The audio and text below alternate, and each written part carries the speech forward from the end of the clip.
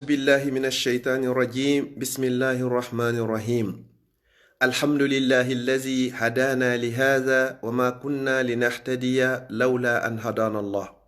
الحمد لله الذي بنعمته تتم الصالحات الحمد لله على نعمة الإسلام وكفى بها من نعمة أما بعد فأيها الأحبة السلام عليكم ورحمة الله وبركاته musidɓe an julɓe tedduɓe teddirɓe l'islam ɓawo yettuɗo bajjo seniɗo wawɗo mo ronkata on okkorayɗo hay si tawi a toraki wona fere sa torike mo juulen e ɓurnaɗo tagefo ngon tawata ko oɗo ɓuuri yiɗude ko tagi kon fop kanko e ɓeygure makko e sahaba e makko ɓen fof ɗum ko muhammad sallllahu alayhi wa sallam e kala wonɗo laawol ɓeɗo yo allah waɗu hen e maɓɓe haray hande kadi en fottiɗo inchallahu ka page meɗen facebook laawol kisal ɗo duɗal ahlu sunna wal jamaa e nder Bruxelles alluwal meɗen Suumayee e nder Bruxelles musidɓe julɓe tedduɓe mi andintinayi ɗo toɓɓere wotere e maaku goto e maakuji nelaɗo sallllahu alayhi wa sallam ko honɗum woni ɗum ko fii ko wi'ete kon haqqe droit goɗɗo ko wi'ete haqqe ka haala pulal ko hunde tawayde si a jonnitari lanka aduna ga mi hetti en feƴƴoyta yawmal qiyamati mi heɓtari ko ɗum wiyete haqqe joni noon am julɗo on emo wona julɗo on haqqeji no hakkundeji moɗon no woodi woɓɓe gon ton hiɗa duwaɓe jonnitude haqqeji tati no woodi woɓɓe gon ton ɗa duwaɓe jonnitude haqqeji ɗiɗi no woodi woɓɓe gon ton ɗa duwaɓe jonnitude haqqe goto ɗum ɗon ko feeretelen ka kawtal no woodi non ton haqqeji jeego an julɗo on ɗi duwaɗa jonnitude kala julɗo musidɗo maɗa ko fiiɗi yewteten ado en natande ɗin ɗon miɗo toro allah jogiiɓe andeji ɓe yo allah ittanɓe ɗi nawnuɓe ɓe ma nawniraɓe yo allah hon sellinanɓe marɓe yo allah hon ɓeydanɓe ɓe jogaki yo allah hon okkorɓe fatiɓen e nde nawnare yo allah waɗɓe yanɓe shahid nawnuɓen fewno ɗo woni ka on tigi woniri wo julɗiɗi julɗiɗa yo allah sellinmo mi toriki allah enen ɓe hawraka e muɗum ɓen yo allah ɓeydu waɗugol hijabu e meɗen mi toriki allah mawɓe meɗen no ɓe diidori fatiɓe e wuruɓe ɓe fop maɓɓe yo allah hon yaafoɓe musidɓe julɓe tedduɓe si a kawtidi e neɗɗo mo wona julɗo ɗa duwamo jonnitude haqqe goto haqqe kawtal ngal si a kawtidi e goɗɗo ko o julɗo kono wona on siɓɓe ka enɗan a jonnitay mo haqqeji ɗiɗi haqqe kawtal ngal e haqqe diina kan si a kawtidi e goɗɗo tawi ko on enɗan a jonnitay mo haqqeji tati haqqe kawtal ngal e haqqe diina kan e haqqe enɗan ɗan ɗiɗo ko feereji joni noon si a landama en général ko haqqeji jelu woni ko fawi julɗo e dow julɗo musidɗo makko innumo ko ɗi jeego ma ɗi jowi hadiseji ɗin ɗiɗi non hiɗi selli nelaɗo sallllahu alayhi wa sallam ɓe maaki haqqul muslim alal muslim ko sittun riwaya goɓe inni haqqul muslim alal muslim ko hamsun haqqe julɗo e dow julɗo musidɗo makko wo ko piiji jowi filla yegoɓe inni ko ɓini ko piiji jeego ɗi foppo en wowlayɗi bisnillahi taala haqqe arano on iza laqitahu fasallim alayhi si a fotti e makko ko ya hiwro mo sa fotti e julɗo musidɗo ma siko soso wowlo ton siko pulal wowlo ton siko maninka wolo ton siko français wolo ton siko arabe wolo ton siko néerlandais siko anglais kala haala ka wolo ton si on fotti taw innumo assalamu aleykum wa rahmatullahi wa barakatuh kanka do jaabi to ma wa aleykumussalam wa rahmatullahi wa barakatuh ma innamo assalamu aleykum wa rahmatullahi kanko innama wa aleykumussalam wa rahmatullahi wa barakatuh fuɗɗore ɗum ɗo so gayni ɗum no watto noon tana ala ton hiɗon e jam tanamu feeñe inike tanatiye ɗum ɗon fop wattoyon après ngo hiwrango ɗo kono musidɗo julɗo tedduɗo ta salo ngo ɗo ko baraji molanaɗi moƴƴere molanade woni ko woodi e ɗum ɗo nelaɗo sallallahu alaihi wasallam ɓe maaki wosi julɓe ɗiɗo ɓe fotti ɓe hiwrodiri ɓe jonnidiri juuɗe hara ɗon na fewndo ga corona o fewni fewndo nayi jonnidiri juuɗe ko ɗum ɗon kadi diina kan wi'i hara na sabu nde nawnaɗo ɓe salmodiri wo juuɗe maɓɓe ɗen ɗiɗo sertata sina bakkatuji maɓɓe ɗin fop ɓe yafama goɗɗo noon so ini mini men ronki assalamu aleykum ɗum ko yawagol diina ko yawagol mandeji diina ɗi wowlatake ko konngol hulɓinigol noon an a wowliraygol sikka ko sama kala kono hiya inda allahi azima ngol konngol ka allah ko mawnugol innugol menen men ronki salamu aleykum nelaɗo maki sallallahu alaihi wasallam an e goɗɗo son hiwrodiriɗo haysi tawi ko leggal lombi hakkundeji moɗon si on fotti kadi ko yon innidir kadi assalamu aleykum sa hiwrike goɗɗo a naati sa yaldito e arti innuɓe kadi assalamu aleykum baraji tippinte e ɓeygure e galle kala neɗɗo so hewtiti ka galle makko o inni ɓeygure makko nden assalamu aleykum allah waɗa e barki e nden ɓeygure harana worɓe gono ton worɓe jofoɓe moltotoɓe ara juha ɓeygure mum ɗum ko jofoyagal ko angal famugol diina goɗɗo duwaka juhude ɓeygure mum nelaɗo sallallahu alaihi wasallam si ɓe seninoke seteyagal voyage si ɓe hewtitino ko honto ɓe hewtitirayno kaka juulirde ɓe hewtay ɗon ɓe nula paykum ɓene yaw yetoyoɗa kaarijo si tawi kaka Aisha ma ka Hafsa kala ka ɓe hewtitirta innaɓe mi hewtiti awa joni mi hewti ɗon joni simi juuli waktu enen noon fewndo téléphone ji no woodi noddu ina mi hewti dans 5 minutes ma ɗum sa hewti ka parla fond sonu mi hewti siru no fo ala konko kono ta juhuɓe ngurema sa natay fa sallimu ala anfusikum hiwre e hoore moɗon tahiyatan min indillahi tayyibatan mubaraka ko salminago iwrugo kaka allah ko laaɓugo ko waɗago barki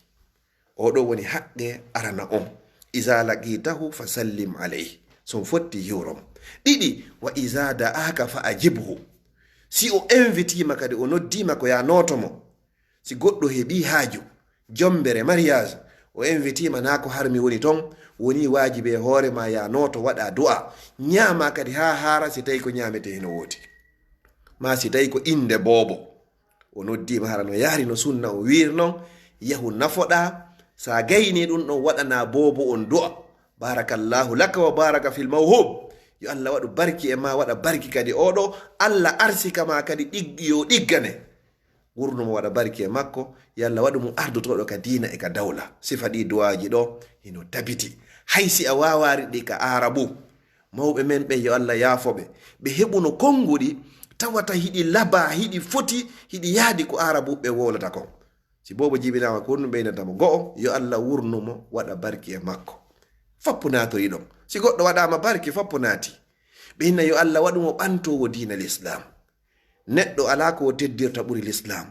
sa teddiri l'islam ko ɗum woni ko teddungal ngal tigi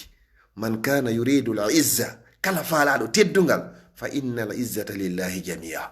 teddungal ngal fap ko juuɗe allah woni yo allah teddinan on fap moɗon fi duniya wal akhira ko ɗum woni iza da'aka fa ajibhu si o invitima annabi ibrahima alayhi salam kanko himo yahayno prépare nafakkaji yaha ɗaɓɓoya hoɓɓe adda ko ñamanamo ɗum jon noon si tawi goɗɗo invitima hande miɗo faala ye ñalloy o ɗaɓɓiɗo nafakkaji ɗum no laba invitugol mawɓe ɓen invitugol tigi tigi on ceernoɓe ɓen hande miɗo faala ye ñallidu ɗo hara natuma nde moɓodirawo ko probléme ji tun hande are ɗo yaren tehun ɗo hara waɗen ɗo barbecue ɗo hande hino ɗo brosettoy ɗo ma ɗum hay sayi ko tuuri prépara ha moƴƴi tigi tigi o joɗɗon ɗon ñallon fijon ɗon hara na udditugol defte ɗen tun wonde koyo fotte fije hara na defte uddite wonde koyo fotte fije jale hara na yo ñawidire nelaɗo sallallahu alaihi wasallam hiɓe yahayno ñallugol ka sahabaɓe ko ɗum wiyete ñalloygol miɗo yahade ñalloygol ka kaari enen hande yehi ha ɗum foppo accitanoma awa ɗum ko sunna nani sen wawi wadde ko sunna yawgol juuroyagol musidɗo muɗum nelaɗo sallallahu alaihi wasallam goɗɗo goo ɓe maaki wo goɗɗo goo iwno ka makko iwi e hoɗo yehi hawɗo o lumbi cangol mi ƴettira noon himo yahude hiwroyagol musidɗo makko o yehi ha ka tumbo laawol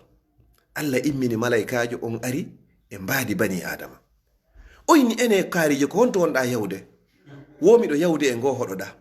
wo ko honno wonma naɓude miɗo yahde hiwroyagol ɗon musidɗo an woyne ko ƴantugol ñamande o inni o ko ñawloyagol mo o inni o ko hiwragol mo fatunde o ko boboji binana o landi kala haajuji enen ko gollitirten aduna kon tawi na ɗum non fappo woni naɓudemo o inni ko fi honno wonma naɓude ton o wallahi ko neɗɗo mo mi yiɗiri fi Allah miɗa yaade hiwroyagol mo anda so tawi himo e jan kanko e ɓeygure makko subhanallah ko tawata enen fewno ɗo lannirino en hiwroyagol goɗɗo sabi Allah ko honɗum oɗo inni o inni awa min o mo yiyata ɗo komi malaykajo ko Allah imminilam ɓayi mo andi anni e ma o inni awa yomi yeetoma Allah yiɗirima sabu ko yiɗirɗa kon o musiɗɗo ma fi Allah wo yomi yeetoma o okkirima aljanna sabu ko juuroyiɗa oɗo kon fi Allah inna lillahi wa inna ilayhi raji'un ndaare oɗo ko heɓiri aljanna heɓiri yarluri e Allah ko sabu anni e makko moƴƴon ko yaari li wajhillah na fi yewgol memminoygol probléme ma yahugol yottinoygol a nani ko mi nani woɓɓe iway e saare yaha ha e saare fi yottinoygol goɗɗum tum hara kadi ko fenade ne lanno maki iyakum qila wa qala mi rentini on mi nani nanama goɗɗo ƴetta téléphone mum yottina goɗɗum e hoore musiɗɗo muɗum hara ko bonnugol mo inde an kadi ɗum non a tawye ɗum ka gabruma hun ɗo woni ɗiɗaɓum kon iza da'aka fa ajibu tati on wa iza stansahaka fansahahu si tawi o laaɓanima reedu an kadi ko ya laaɓanmo reedu addinu nasiha nelaɗo sallallah alih w sallam maki wo dina kan ko laaɓodiran reedu ɓe inni ko hombo ɓe inni ko Allah e nelaɗo makko on e denda e gomɗiniɓe ɓen fop e julɓe luttuɓe fop kala mo yiɗa ko ya laaɓanmo reedu sa yi goɗɗo e hoore faljere ko a yetormo e bil hikma wal maw'izatil hasana faljitiramo wondude e needi wondude e teddungal imamu shafawi o wi wo annushu fil jama'a wo ko fadiha laaɓangol goɗɗo reedu rettifiyugol goɗɗo hakkunde jama wo ɗum na rettifigol mo ko hersingol mo a naɓay mo seraɗa inna ɗum ɗo a waɗiri ɗum ɗo ko fi honɗum ɗum ɗo hanirani sabu nelaɗo no maki ɗum ɗo waɗatake ma ɗum ɗo waɗirtake ni Allah no harmini ɗum ɗo ɗum ɗo a laaɓanimo reedu a yiɗimo kadi ko ɗum ɗo wiyete giɗo kankadi so laaɓanima non reedu a daari a tawi hoore pellet koye hoore faljere ko ya jaɓu weltora sayidna oumar ko honɗum o maaki o inni wo rahimallahu imra'an o Allah mi turiki Allah yo Allah o yurme neɗɗo ahda ilayya uyubi on nelduɗo lan ayibeji an ɗin o ara o tawala min tu miɗo faala yen yiidu miɗo faala yen gundo o ina ha Abdallah ɗum ɗo moƴƴa Abdallah waɗu ɗum ɗo accu ɗum ɗo sa waɗirin ɗum ɗo ko ella ndaari kun ɗo no wawonde har an a yeggitino fers ma har hay ɗum arari e hoore ma wo oɗo wo yo Allah yurme oɗo kala waɗanɗoma ɗum ɗo o ko giɗo ma ko yiɗuɗo mani ko teddinɗo mani oɗo yiɗanama herse o yiɗanama kadi wirtere ko oɗo woni hombo tammo on si ɗum no feƴƴi wa iza marida fa uduhu si o nawni kadi wo ko ya ndaroymo ko ɗum ɗo woni nayaɓum kon si a nani musiɗɗo ma hino nawni woni wajibe e hoore ma ko ya yahu ndaroyamo sa hewti kadi ko ya toranamo Allah innamo la ba'sa tahurun inchallah ella ala laaɓay woni e bakkatu jooɗoɗa kadi so tawi hino woodi no jooɗore ko fanɗi o ko fanɗi hay say ko minitaji ɗiɗi janganamo du'a on as'alullah al aliy al azim rabbal arshil azim an yashfiyak mi toriki Allah on mawɗo bajjo seniɗo mo ronkata mi toriki ba yo dikkine nde laabi jeɗɗi ɓeyni sa jangani oɗo goɗɗo nawnuɗo ɗaye ndaroygol mo si tawi tun hina wonkikin arana bi isnillahi o dikkay yo Allah dikkin kala nawnuɓe ɓen wa iza marida fa udhu ko ɗo woni naya ɓunnu jowa ɓunnu ko honɗum wa iza mata fatta bi janazatahu ma ɗum fatba a janazatahu si tawi noon o maayi kadi wo ko ya ɗowtu fure makko on ɗowtamo ha o wattinoye ka galle makko sakkitore ko woni giɗoma yiɗuɗoma na piirayɗo fi dondi ko accuɗa ko woni giɗoma ko tuma ɓe watti pide ɓe watti leydi yenande e hoore ma siɓɓe ɓen fof no huccitude yaha malayka ɓen no arde joƴƴinama landitagol ma man rabbuka ko hombo woni joomi ma man nabiyuka ko hombo woni annabajo ma on ma diinuka ko honɗum woni diina ma kan ma kitabuka ko honɗum woni deftere ma nde ma qiblatuka ko honto woni qibla ma on nde ɓe landoma ɗiɗo ton hara o musiɗɗo ma himo ɓanti juuɗe himo toranade ma allahumma thabbithu Allah mi tori keɓa tabintinmo e lande gabru allahumma ighfir lahu, allah mi torike ma yaafo mo. Nelaaɗo sallallahu alaihi wasallam ɓe maaki wosi goɗɗo wattinama e nder qabru makko,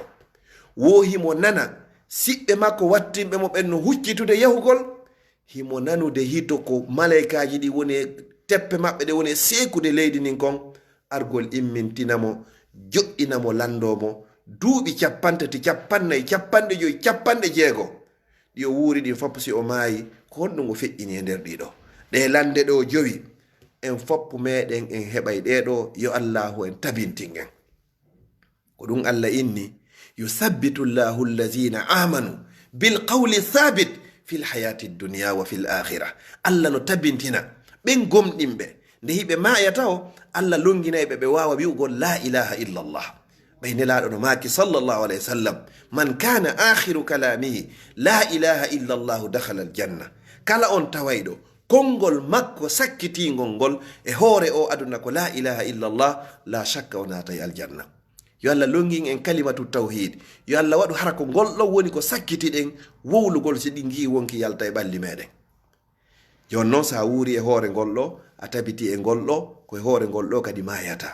ko ɗum goɗɗo arno ini nelaɗo sallallahu alaihi wasallam, o nelaɗo miɗo yiɗuma, miɗo faala yen wondoy ka aljanna. oɗa nelaɗo inni wala yazalu lisanuka rotban li zicrillah, mi torikema mi jeejima wata ɗengal mangal seeru hara hingal loppi e jantagol inde allah. ɗiyeɗaɓo on ɓe innimo fa inni ala kasrati sujud, an kadi mi torikema a walliran siɗa faala yen wondoy hebbingol sujjangol allah. fi hon ɗum nelaɗo sallallahu alaihi wasallam ɓe maaki aqrabu ma yakunu l abdu min rabbihi wa huwa sajid. jiyaɗo kaw ɓuri ɓadodirde e allah ɗon, kala faalaɗo andude simo ɓadodiri e allah ko tuma ƴettuɗa nde tine ma ngo yeeso ma ɓurgo e teddude, rukuɗa ka leydi hara ko fi makko. harna a rukaɗo dey ko a rukuɗo fi allah subhanahu wa ta'ala. harna sujjanayɓe hande rewɓe, harna sujjanayɓe hande lamɓe, harna sujjanayɓe hande marɓe, hara wona sujjanayɓe hande karamokoɓe. ko sujjante wo ko subhanahu wa ta'ala. oɗo kadi haray no musidɗo ma on, oɗo no ɓanti juuɗe himo torade, yo allah tabintine.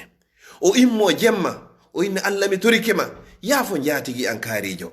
arabuɓɓen ɓe inni wo rubba akhin laka lam taliduhu ummak, hiɗa heɓa nene gotojo harana e reedu wotoro yaltuɗon. yimɓe no wona nene goto harana ɓe none goto, yimɓe no wona nene goto ɓe yurmodira harana e reedu wotoro woni ko ɓe yalti. hiɗa fotta e goɗɗo hara ko pino avion fottindini o, ma pino oto woni ko fottindini o, yurmodir o yiɗidiro weldon wasi tawi koye reedu wotoro iwɗon, ma hara o no yurmama ɓuri hay mo iwduɗa e reedu wotoro. ko ɗum ɓe inni siɗɗo yagal ngal ka nder diina hingal yurmi, hingal foti, hingal weli, si tawi ko fi allah ɓuri siɗɗo yagal ngal ka enɗa. allah inni hon ɗum al akhillau yawma idin ba'duhum li ba'din aduwwun illa al muttaqun. kala yimɓe weldirɗoɓe hara na sabu diina weldiri ko ɓen ɓurata añiniroyde yawmal qiyama. yo allah waɗu e weldirɓe fi allah. ko nde ɗo woni toɓɓere nayaɓere nden e jowaɓere nden. mi fuɗɗito e woli no wiide iza laqitahu fa sallim alayhi wa iza da'aka fa ajibhu wa iza stansahaka fansahahu wa iza marida fa udhu wa iza mata fatba janazatahu. haray toɓɓere jeegaɓere e sakkitore nden kadi haray ko honde kadi wa iza atisha, si o iili fa hamidallah, o yetti allah o inni alhamdulillah, haray fa shammituhu, haray ko ya du'anomo. wa iza atisa, si o iili o inni hessiyo, fewno noon ka fewndiɗo, fewno ɗo ka corona o ngari ɗo, ko wattangol hakkil moƴƴa iilugol hakkunde yimɓe ɓen. a iilay ɗum foppo dogama hande kadi ille ko ɓe iile iilugol kadi ko nema. ko ɗum ko fiyon no goɗɗo iilanta o yetta allah no iilirɗa haray wonki wonko ko allah joɗino ko noon kon dirtay. si tawi noon kon dirti kon artiti place makko ko yaltiraɗi on inna alhamdulillah, allah emba mi weltanike ma, par ce que hiko wawno rewrde ɗon ko yara ɗon hara fini portoɓe hewtude ka hewti e technologie, kono kun gara ko wiyete kon wonki, si ko yehi ha kon taƴi ko ɓe dayle mort c'est fini. mawɓe ɓe maka awa hande kaari timmi, ala pulal ko ɓuri fotude e ɓuri ɓeyna o timmi hande, ma ɓeyna kaari huuɓi hande. timmi on noon ila heɓaɗa helli faɗa hiɗa dogude fi aduna. kono a ronku timminde ko faalaɗa kon jon noon mbaɗa timminaari ha nde timmi tis kala ko timmano ha nde ñande haray timmi. mi jonnayi o misal musidɓe, goɗɗo o finayi o tawa baaba en makko no fina dawa ɗaɓɓere jawdi, hara ko o boobo ɓe fina ɓe dawa ɓe ɗaɓɓa jawdi ɓe adda ko ñaama ha o helli fe kan kadi o jomba o heɓa ɓiɓɓe, hara baaba en makko no finude dawa kadi ya ha ñande goo tawa ɓe ronki ɓe wawata finoygol dawa hara jawdi ndi ɓe falandi nde heɓari ɗi. o aduna ko ya dogu ha ñande ɓe dogi fima kono a hewtitotako mo. ko wiyete aduna ko ya ɗaɓɓu ha ñande tawata a wata ɗaɓɓude a ronkiri a jottike sabu ronkere kono pellete a wata hewtitade. ɓe maki wo talibani la yashfa'ani, wo yimɓe ɗino no wodi ɗaɓɓoɓe woɓe harata aduna. wo talibu ilmin, ɗaɓɓowo gandal, wa talibu malin, e ɗaɓɓowo jawdi. Gando tigi o jangata ha hande o inna vraiment ɗo joni gandal komi heɓi koye yoni. ɗaɓɓowo jawdi kadi ko ño heɓiri ndi wo o ɓurti wakkilorade fi honno kanko andi valeur jawdi. o gandoɗa kadi ko kanko ɓuri hato jinde deftere, sago makko kala deftere nde o nani inde mum ma o yi, sago makko nde hewtay ka bibliothèque makko, librairie makko, nde wonay ka nder suudu makko. ɓeɗo ɗiɗo wola yashba'ani, ɓe harata few. joni noon ettoɗen wonen ka talibu ilmi, ka ɗaɓɓowo gandal on, wata e wonu ka talibu malin, ɗaɓɓowo jawdi mo harata on. fi honno wo laysa alghina an kathrati larad, innama alghina ghina nafs. laataki ko wiyete ngalu sabu ɗuɗugol jawdi, ko wiyete ngalu tigi ko wiyete ko yondinare. si Allah okkima yondinare wabi rabbil kaaba, haray ala jogiiɗo jawdi ɓurma. sa heɓi jawdi ko Bill Gates heɓari, wallahi sa mara yondinare ñande be haray hiɗa itti ɓuri neɗɗo ronkuɗo ko ittira koƴe. kono sa heɓi ko wiyete ko ghina nafs, ngalu wonki ko heɓuɗa wo yonete, wallahi haray a heɓi ko wiyete kon fappu. no wodi noon e jiyaɓe Allah, ɓe Allah yiɗi o jonnataɓe jawdi ɗuɗudigoy koyen wattan hakkil. tawata ko fi on ɗum ko fi wata ɓe bewu ka hoore leydi, ko fi yo dewe maɓɓe ɗen timmu, ko fi yo ɓe tabiti e hoore laawol islam. jante ko honnon Allah inni e suratu shura, joma dali walaw basata Allahu rizqa li'ibadihi labaghaw fil ardi walakin yunazzilu biqadari ma yasha. faya subhanallah, wo jiyaɓe no wosi Allah yanyannoɓe arsike on ha ɗuuɗi woɓe bewayno ka hoore leydi, walakin ko woni tun yunazzilu himo dippilanaɓe jonnaɓe bi qadri ma yasha, yeru embere kun o faala kun ɓe wirtotako ɓe soñjotako. yimoɓɓen ko honɗo wi wo moko baako ɗaɓɓata kaka surro, moko baka ka surro ɗaɓɓata, wala ko ni gimmol ngol ardi. sa heɓi ka surroɗa kala ko immaniɗa wawa heɓude ta ɗaɓɓu ɓuri ɗum ɗon. sa ɗaɓɓi ɓuri ɗum ɗon tun hande kadi a wirtoto,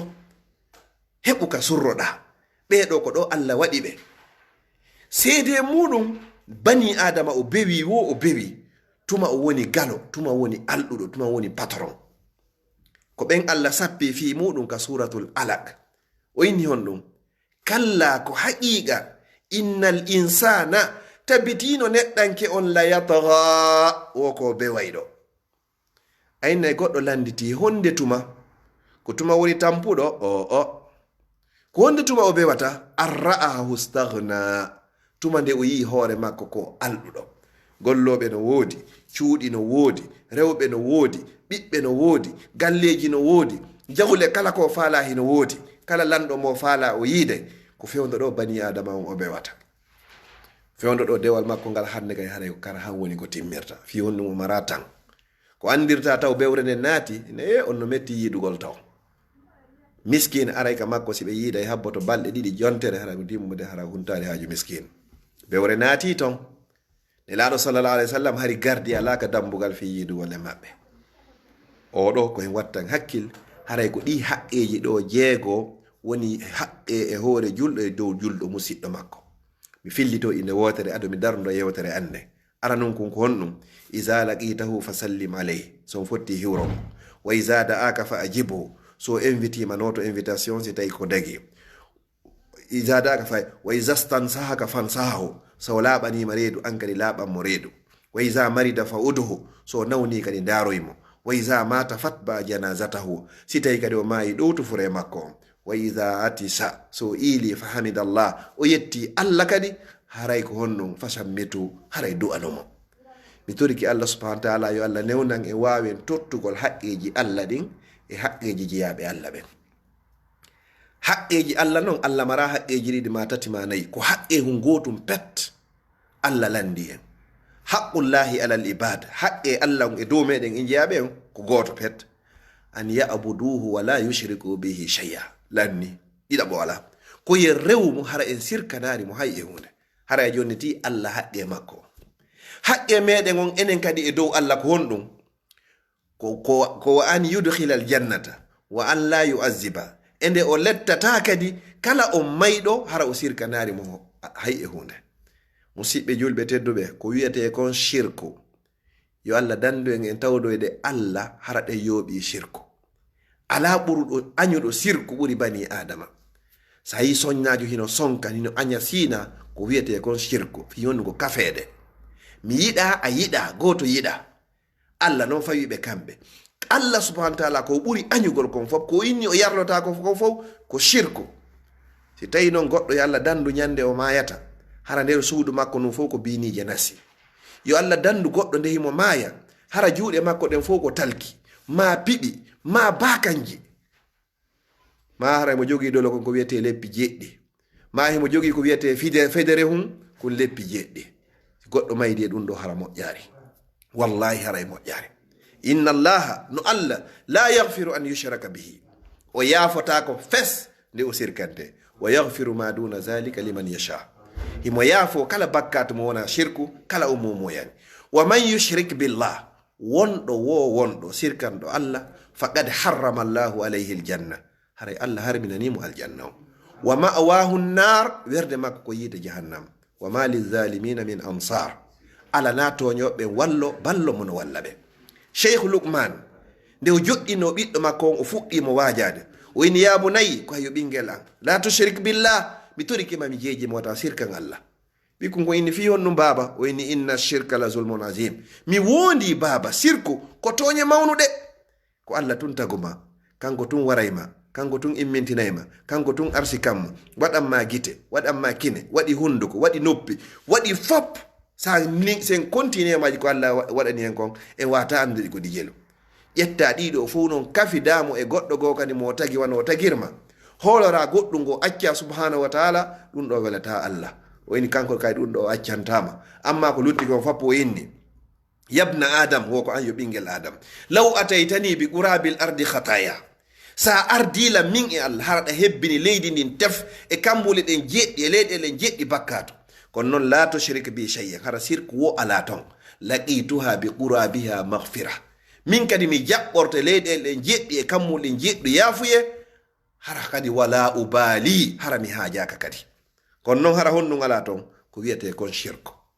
ko ɗum nelaɗo sallallahu alayhi wa sallam hiɓe makuno hiɓe hewno tororgol o du'a ɗo fiyo Allah danduɓe bone shirku ɓe maka honɗum allahumma inni a'udhu bika an ushrika bika shay'an wa ana a'lam wa astaghfiruka lima la a'lam Allah miɗo molima nde mi sirkanayma hara miɗo andi Allah miɗo molima kadi mi torikema dandan nde mi sirkanayma kadi hara mi anda goɗɗo sirkana goɗɗo hara o anda hayno mi woni e waɗirde nde yewtere ɗo joni goɗɗo yiya ɗum ɗo commenta ɗo mi welto ha feƴƴita mi towna balaji an haray natori ton ko wiyete kon shirku fa ya subhanallah si goɗɗo mantima ko o du'a ɗo rutirtamo allahumma la tu'akhizni bima yaqulun waghfir li ma la ya'lamun waj'alni khayran mimma yazunnun Allah mi torikema wata nangitiran ɗi konguɗi ɗi ɓe woni e wowlude mi torikema waɗan yaafalan ɗin bakkaduji ɗi mi woni e wadde hara ɓe anda mi torikema waɗan kaɓe ɓurilan e jikkugol ɗo ya rabbal alamin mi fillito du'a allahumma la tu'akhizni bima yaqulun waghfir li amma la ya'lamun waj'alni khayran mimma yazunnun toriki Allah yo Allah waɗan ɓuri ka jikkuɗon lan ɗon waɗa en fop meɗen en toriki Allah subhanahu wa ta'ala o yo Allah okku en kala moƴƴere ko woni e nder ndu lewru suumaye ya rabbal alamin kala feƴƴinoyɗo nde yewtere ɗo liwaji hilla o feƴƴinirre fiye goɗɗo nafitoroyde mi toriki Allah subhanahu wa taala jemma ɗaɓɓa ɗon e nder nde lewru suumaye ɗum ko jemma laylatul qadri yo Allah okkumo on jemma ɗon mi toriki rabbul ibadi on wonɓe sabu haaɗi yewtereji ɗo hino wawi feƴƴude ka page meɗen Facebook laawol kisal ɗo sinkinoɓe ɗum ɗo ɓe sinkiri liwaji hilla mi toriki Allah yo Allah waɗɗum ɗo sadaqatun jariya mi toriki Allah subhanahu wa taala no woodi julɓe buy e aduna o innuɓe no tori du'aji fi ittugol andeji